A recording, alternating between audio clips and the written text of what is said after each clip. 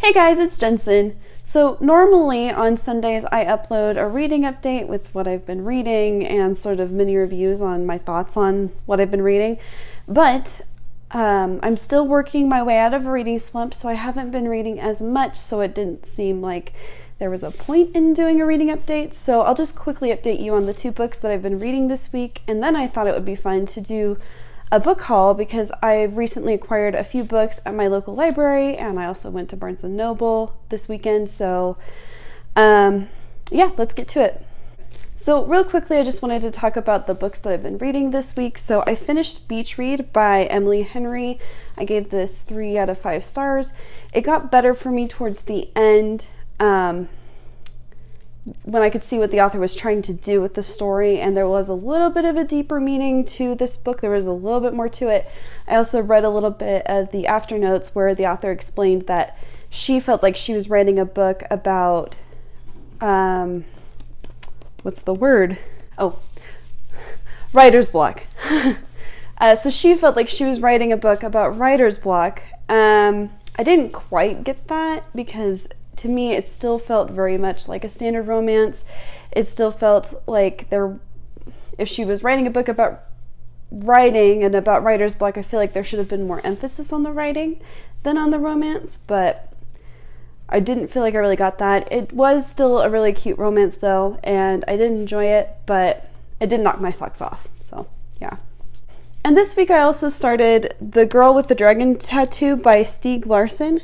I don't know why I picked this one up because when I was talking to a coworker this week, they were like, oh, have you seen that movie? And I haven't seen the movie because it scares me because I know that it's very violent and graphic, and so I don't know why I picked up the book, but I saw it in my library and I was like, oh, I should actually read that. So it's really, really good so far, and you know, the first chapter really made my eyes glaze over because it was just really boring.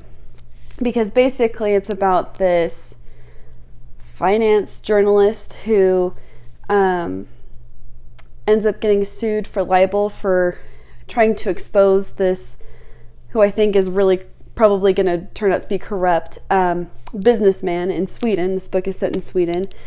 And his life is ruined, but then he gets a mysterious call from another used to be famous businessman. His attorney calls and was like, hey, my client would like to talk to you. That's as far as I've gotten so far. We've also been introduced to another character, Elizabeth Salander, who she sort of is a punk goth type. From the description, she dyes her hair black and she's got piercings and tattoos, and she just dresses, you know, in a very punk way, and she works for this very conservative office, and she works as basically a PI, and she's also is sort of getting tangled in this investigation for this guy. And so that's all I know so far. I know that this is really, really dark. I know there are lots of trigger warnings, but I also hear that this is really, really good. So I am hesitant, but I'm also very intrigued to finish this. And now let's get on to the book haul. So the first one that I wanted to show you is I got Queen of Babel in the Big City by Meg Cabot. This is one that I know my mom read a long time ago and she really loved, and so I saw it at the library and I thought I'd pick it up. It sounds like it's basically this young girl who just graduated from college and moves in with her boyfriend and is looking for a job but has a hard time finding a job, and her friend hooks her up with getting a job at this law office as a secretary. And then it sounds like her big mouth kind of gets her into trouble, and she finds herself jobless and homeless and trying to get her life back together. So I love Meg Cabot. I've read The Princess Diaries and a couple other of her books, and so I really wanted to read more of her work, and I've always wanted to read this one because I remember my mom loving it, so I am excited to pick this one up. Then we have one that just seems like it's going to be an adorable read. It is the Mother-Daughter Book Club by Heather Vogel Frederick.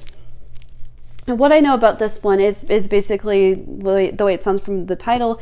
It's a bunch of moms with daughters who start a book club, and they're reading Little Women, and it starts out as just these girls are being forced to read Little Women.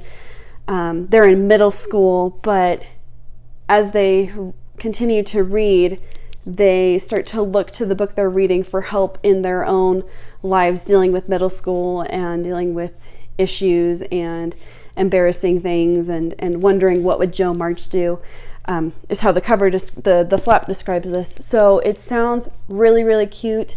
It involves literature, and I hear great things about this, so really looking forward to this one. The next one is one I think will be really important for me to read. It is The New Jim Crow by Michelle Alexander, and it is about mass incarceration. This is a nonfiction, and I just really felt like I should pick this one up because I am continuing to try to be better and to educate myself about current social issues and what I can do to help. And just, I think being educated is really important, and one of the best ways to educate yourself is through reading. So I saw this and I decided to pick it up. And yeah, I'm really hoping this will open my eyes a little bit. So yeah.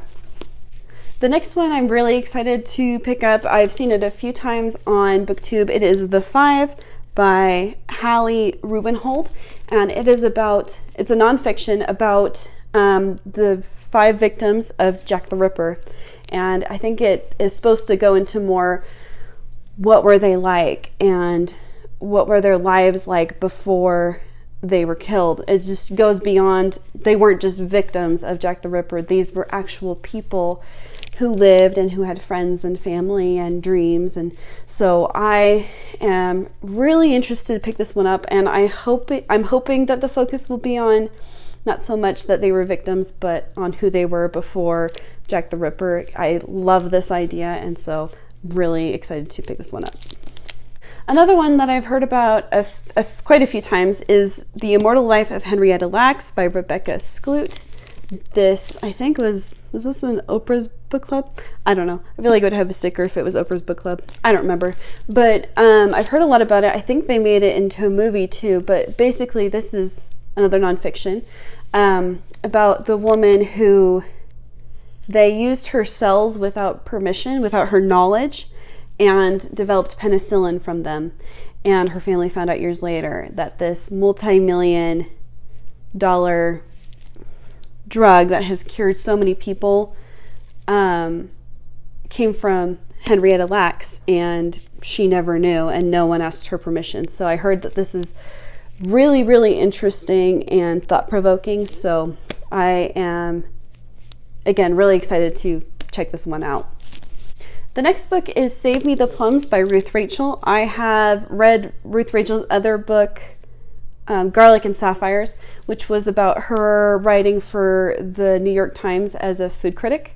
And in this one, she goes on to, from the New York Times, to work for Gourmet the magazine, and just her sort of experiences working as, I think she was the editor of that magazine, and had to do sort of a revamping of the magazine to make it more applicable to modern readers. So I really enjoy Ruth Rachel's writing, the way she writes about food. You shouldn't read her books on an empty stomach because they will make you so hungry. But obviously there's a reason why she was writing for the New York Times and was writing for Gourmet. She's just amazing. She knows a lot about food. So I am looking forward to this one. Next we have A Stranger in the House by Sherry Lapina. It looks like this is a domestic thriller. From the back cover, what I gather is that this is about a woman who one night is making dinner for her husband, and she gets a phone call. It's the phone call that she never wanted, hoped she'd never get. Then she races over to somewhere, and the next thing we know, she doesn't have any memory of what happened, and she's told that she was in an accident. And so, you know, it's supposed to be a mystery, a thriller. I don't want to give too much away, but it sounds really intriguing, and I'm hoping that it will grip me and be a really quick read. So I'm excited to pick this one up. Finally, from the books I got from the library, we have a couple books by Ann Patchett. I got Commonwealth and The Dutch House. This one is about a man who goes to a christening for this little girl, and by the end of the night, he ends up kissing that girl's mother, and this book is about how that impacts the marriages of these two people and the future generations that one act. So, and this one it's been described as like a dark fairy tale. It's basically about this family after World War I. The husband comes into a lot of money through investing, and he buys this Dutch house, and years later the stepmother kicks the children out, and they are forced into poverty, much like their parents before them. So I'm mostly just intrigued by Ann Patchett. I want to read more of her work. I follow Parnassus Books, and I hear her talking about books all the time, and I would like to actually read some of her books, and so I am really excited to pick these up. Now I'll talk about the books that I got from Barnes & Noble. I only got 2. The first one I got is Mexican Gothic by Silvia Moreno Garcia. This one I've seen around a lot on BookTube and on Instagram. It's been described as sort of a modern Gothic, similar to Rebecca or Wuthering Heights or Jane Eyre or The Yellow Wallpaper, set in Mexico. So this sounds really interesting. I really love Gothic books, and this is about a young woman who I think her family owns an estate in Mexico, and her cousin asks her to go over there because something's wrong. And I heard it's not necessarily super scary, but it is thrilling, I guess. So I'm really looking forward to this one. Okay. And finally, The Lions of Fifth Avenue by Fiona Davis. This one, I think it's about some books that were stolen from the New York Public Library, and I think 2 women who are investigating this. Anyways, it just needed to tell me that it was about the New York Public Library, and I was immediately sold and wanted to pick this one up. So yeah. So these are the books I got from the library and from Barnes & Noble. Thank you so much for watching this video. I hope that you found maybe some new reads that you are curious to pick up. I post videos every Wednesday and Sunday, and I'll see you next time. Bye.